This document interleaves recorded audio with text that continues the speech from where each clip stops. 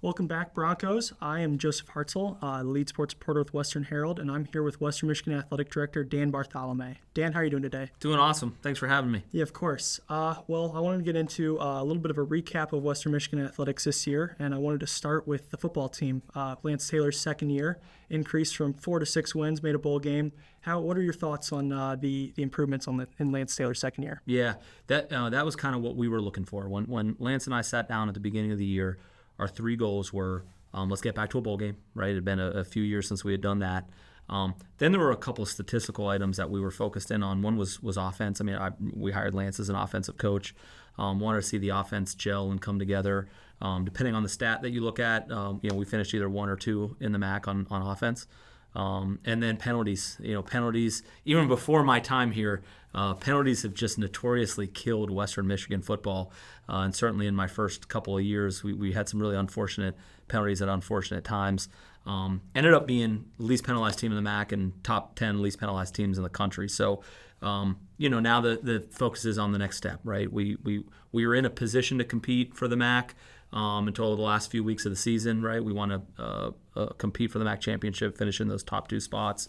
We've got some things to work on defense. Really excited about the defensive coordinator we brought in, who I think already has made a big difference. And then, 29 mid-year transfers, right? A lot of new faces in a new world of college athletics, and excited about some of the talent. So proud of Lance, proud of the progression, and now it's time for the next step. What, in your eyes, is the ideal next step? You obviously have high goals and what you want to reach, but what are you looking for next year as kind of a baseline improvement? Well, we haven't been to Detroit for the championship game since 2016, right? And when you look up at that wall on Waldo Stadium, there's only 3 MAC championships, okay? And if you look at them, they're an average of 25 years apart. So that means that our next MAC championship, if we're going by the law of averages, our next MAC championship is going to happen in 2041.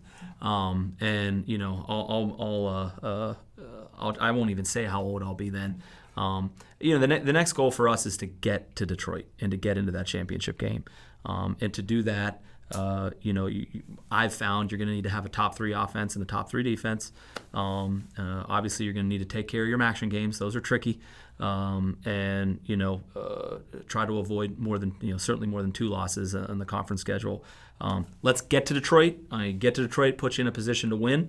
Ultimately, though, we're trying to win another MAC championship. You mentioned the offensive improvements, especially Lance Taylor. Obviously, a high pedigree of running backs come from underneath his tutelage.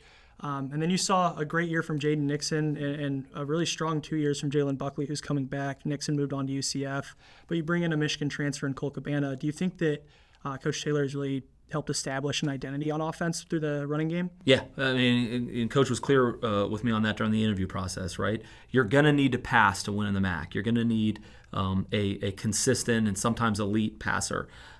But you can control the game a little bit if you've got a run game, and we saw that, especially early on this year. You can dictate the tempo of the game when your run game is firing on all cylinders. So having great talent at the running back position, also at the offensive line position. Obviously, you mentioned Cole, and that was a big one. But we also brought in 3 Power 4 offensive line transfers. Big shoes to fill on that offensive line. Fortunately, I think the running back room is going to allow us to really try a number of different looks at running back. You've got, obviously, Cole, you got Buckley coming back healthy, right? Then you've got these 2 junior college running back transfers. One was a first-team junior college All-American. And then complement that with 2 quarterbacks right now fighting for the position who can run the ball. So excited about what that's going to mean for the offense and particularly the tempo and our ability to control the game. Certainly a bright future for Western Michigan football. But moving on to a winter sport, you recently made a hire, Kate Actor, for the women's basketball team.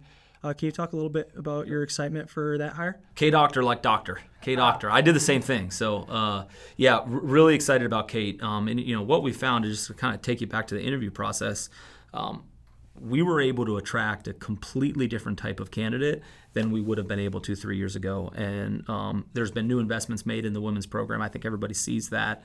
We're committed to revenue sharing coming out of the House settlement. But the arena is, frankly, particularly in basketball, right, that is a significant upgrade in our facility situation. Right now, we've got no practice court. We've got one court that our athletes all share, 9 different teams on that court throughout the day. So really an attractive job, which allowed us to attract a really great candidate like Kate. Going into the hire, I was really looking for 3 things, right? The first was head coaching experience. I really felt like with where this program was and how quickly we want to see a turnaround, I needed somebody who had been a head coach. Wanted somebody who was familiar with the MAC, for sure, because that's our goal, right? Our goal is to win the MAC. And then I wanted to see somebody who had evidence of quick turnarounds, because that's what we're hoping for here heading into the arena in fall of 27. Kate checked every single box, right? Arguably the most decorated player in the history of Bowling Green. Took that team to a Sweet 16. She was an All-American there, from Ohio, knows the region really, really well. Head coaching experience at 2 schools. And not only that, but 2 schools where she led the largest turnarounds in their history. I'll tell you, to win at those 2 places is very, very difficult. Added bonus, one's in Chicago, one's in Detroit. Those are the 2 regions we're looking to break into from a recruiting standpoint. So really excited about what Kate's doing. We'll be announcing a really, really big-time 4-star signee here this week. She's already making moves. Oh, well, that sounds awesome. You talked a little bit about the stadium being a big help there. I wanted to move into that. Certainly, Pat Ferschweiler has not been shy about sharing some of the details behind the scenes a little bit. Really? Like on Pat McAfee? Yeah. He said up to $515 million. How exciting is that for Western Michigan athletics to be able to have a facility like that that's competitive with most of the major institutions around the country even? Transformative. It's transformative. And to your point, the goal with the facility was not to be the best in our league, right? It wasn't to be the best in the state. Like, we wanted to build the best facility for Western Michigan in the country. And I remember the early conversations about, when this was still just a conceptual facility. The 2 things that really were important to me was, first in class student and fan experience, of course, but also if we were going to physically move into the downtown space, all of our training amenities had to be there. And if we were going to build a new training facility, it needed to be world class. And so I'm obviously incredibly excited about the fan amenities, and those are going to be first class. But what we're doing is we're moving our basketball programs and our hockey programs into literally the best training environment in the country, right? We had no practice courts in basketball. Now the men have one, the women have one. They're huge, state of the art. We've got film room, virtual reality studio, our strength and conditioning center. You can close down a wall and simulate high altitude conditions. We got cryotherapy chambers, float tanks, state of the art in training and recovery to complement, of course, a national championship program in hockey, and then 2 basketball programs who we would like to see compete at the top of the MAC and frankly haven't for a very, very long time. This is a transformative moment for Western, for the city of Kalamazoo, and in particular for those 3 programs. Yeah, you mentioned it's a facility competitive nationally. Speaking of that, we did see a national championship hockey team come out of Western Michigan this year. What was that like for the athletic department? It was only the 3rd national championship in Western Michigan history. Shout out the dynasty of men's cross country going back to back in the 60s. Yeah, let's not forget about them. But certainly the first national championship in a lot of students' lifetimes at Western Michigan. How big is that for the athletic department? It's huge. there is no, and I haven't been shy about saying it, there's no vehicle that the university has quite like athletics to get you that national reach. And so you think about the combination of winning a national championship in a revenue sport, and then combine that with you're on national television and everybody's watching you. That was our moment, right? That was our moment. And what did that translate to, right? Well, one, you had 13,000 strong in St. Louis, wearing the brown and gold, so prideful of the team, whatever that affiliation might have been, their affiliation with Western. You come back, you've got an unbelievable ceremony at University Arena. They gave us the key to the city last night, which is like, are you kidding me? I never woke up thinking like, one day I'll get a key to a city, So really, it's what you've seen is a lot of pride, and again, athletics inspires pride in my mind, probably differently than any other avenue the university has. And a little bit about that team. You obviously saw several NHL players on that team, with guys like Tim Washy signing contracts after the season, Alex Bump getting his draft rights claimed. how important is it to show potential recruits that, we're not just putting guys in professional leagues, we're putting you in the professional league, the NHL, the brightest lights in hockey, pretty much. Yeah, kudos to Pat, who's been able to do that, right? I mean, that's a story that you have to tell. If we're going to compete at the highest level of college hockey, there's not a lot of college hockey programs, right? So you really want to be in that top 10, you've got to be able to sell, I can play at the next level if I go here. And let's look at where Pat started, right? Pat was bringing in, freshmen and some transfer portal athletes who maybe were a little bit underutilized, who still believed that they could achieve that dream and that goal, and he was putting them in a position to succeed. And man, he hit on every single one of those recruits, right? And even guys that he brought in as freshmen, Alex Bump's a great example, and of course the Slukinski brothers. I mean, those were sort of last second, a couple circumstances changed, and boom, Pat was ready to capitalize. What you're now starting to see, I think in part because of that progression and also because of the arena and the amenities that we can sell down the road, now we're getting guys who, now we're beating North Dakota and Denver. We're not taking the guys who maybe were underutilized there. We're taking the guys who might have gone there, anyways. And now we're going to bring them into our family, put them in a position to succeed at the highest level, just like the Alex Bumps and the Colangelos and others that came before. Sure. And then obviously there's, I believe it was Spit and Chicklets talked about, no NIL was used on this roster, but with guys like Gavin McKenna going to Michigan for rumored 7-figure deals, are there plans to introduce NIL into Western Michigan hockey as it is, a revenue sport here? Absolutely. Yeah, no, those plans are already in place. Frankly, Pat didn't need to this year. The market in hockey is very different than it was even in football and men's basketball. That got started a little earlier. Certainly, Pat has the opportunity to participate in that. We're glad that it's coming in-house. I prefer to have a little bit more control over it for sure. But Pat is one of the sports that is going to have access to a pot of funds for that. Sure. Do you think that, speaking of that house case, that really gives control to the athletic departments to be able to spend the money, do you think that will help Western Michigan more compared to the rest of the MAC, or do you think that will be more, of a balancing act? Well, it's going to be a little bit of both, right? I mean, let's start with the notion that we can bring it in-house, okay? We've got a collective, the Broncos Will Reign collective. Mitch Zajac has really sort of been the CEO of that collective. He's done a fantastic job. The great thing about Mitch is, although we don't have control over it, I trust Mitch, right? We're in conversation all the time.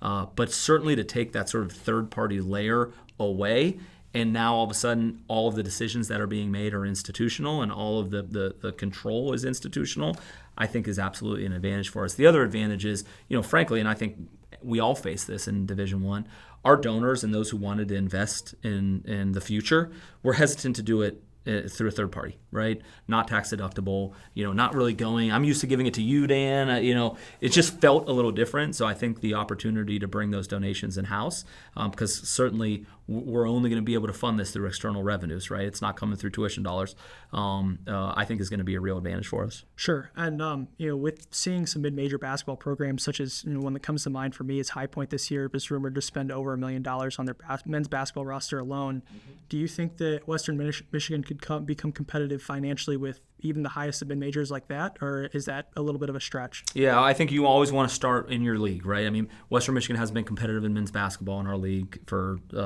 frankly, well over a decade. So we got to start in our league, and so that's what we're benchmarking against first. The answer is, can we be competitive in our league? Yes. And then it's just like hockey, right? Like once you start having that sort of national success that comes with first winning your league, all the rest of the things fall into place. But certainly, the numbers you're talking about in men's basketball, I mean, those are numbers that we have our eye on, and that's what we believe we're going to need to be competitive moving forward, even in the MAC. With a lot of this money being thrown around out here, obviously there are some downsides. You see Nico Iamaleva from Tennessee holding out and ending up transferring overall, and possibly, allegedly, maybe losing some money there, but that's all alleged. Do you see holdouts maybe affecting even smaller programs in the MAC, or is that more of a thing that bigger programs are going to be?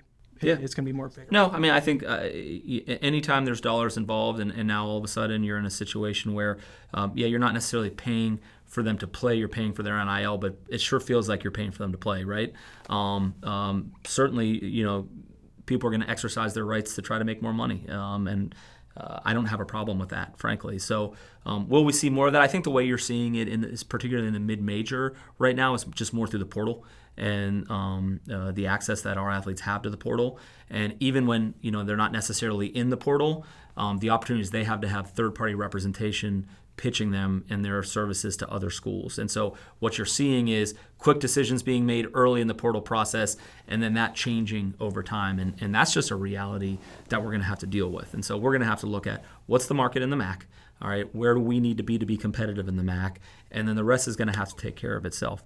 I certainly would like to see us get to a point where there is accountability on both sides. That is not where we are right now.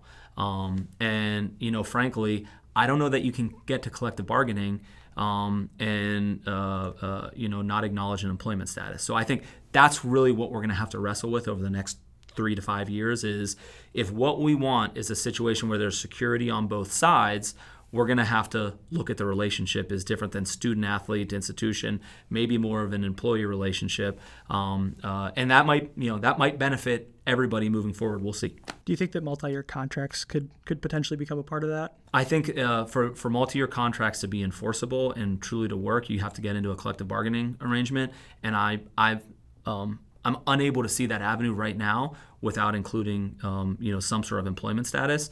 And again, I think that's where the decision makers nationally are really struggling. Sure. And then just to finish up, I just had one more question. What would a Western Michigan fan have to look forward to next year, in your opinion, for Western Michigan athletics? Oh my God. What do they not have to look forward to? I mean, let's look at what the vision for the department was. Vision for the department was: you come here, you graduate holistically prepared to pursue your passions in life. You make a high-quality connection with the community that lasts you beyond your eligibility, and you win conference championships, right? Since we developed that vision, I look at last year, started the Bronco's Empowered Life Skills Program, which has transformed our department, right, in a really positive way, and transformed the lives of our athletes and the community members who are involved in helping our athletes achieve their highest potential. Also set the GPA record at the same time. Set the community service record, led the MAC in community service hours the last 2 years, won 13 championships last year. That was a record. Won a national championship this year, sent all of our fall sports to the NCAA postseason. So what you've seen is a progression, right? You've seen sports that were, competitive now become elite within their conferences and now start to make an impact on the national scene. Men's soccer, right, is a great example. Volleyball, we've had some individual track athletes. And so naturally the next progression is, one, the sports who were here and then jump to here, right, the footballs, right? Now we're getting ready to see that next jump. Just from a competitive standpoint, there's a lot to be excited about. The community's bought in as well, right? I mean, you look at the Lawson Lunatics, you look at what's happening at Lawson Arena, 52% increase in student attendance at football games. All of those numbers have gone up. There's been community buy-in. So now our games are more fun. We've got more people there. There's a better atmosphere. All these things lead us to achieving more within those 3 focus areas. And the goal is to get better every year. We don't come in to stay the same. We come in to get better. Awesome. That was a pleasure talking to you today. And I Thanks, really man. appreciate you coming on. Yep. I've been Joey Hartzell, the lead sports reporter.